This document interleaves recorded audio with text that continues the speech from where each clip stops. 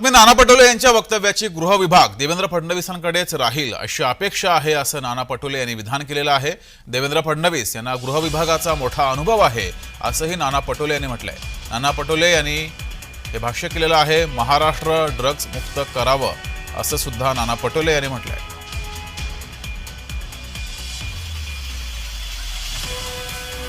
कायदा सुव्यवस्था महाराष्ट्रात बिघडलेला आहे।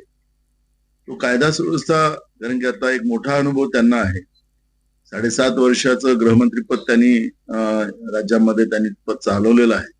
पुन्हा खातं त्यांच्याकडे सतत गृह खात्यासाठी जे भांडण मी ऐकत होतो, पण ते खातं त्यांच्याकडेच राहील अशी अपेक्षा आम्ही मानतो। कायदा सुव्यवस्था चांगला करावा।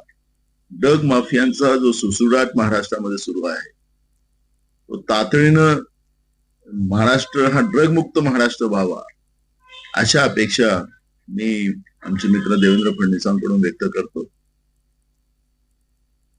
निरोप कोणाला दिला याची माहितीच आम्हाला नाही।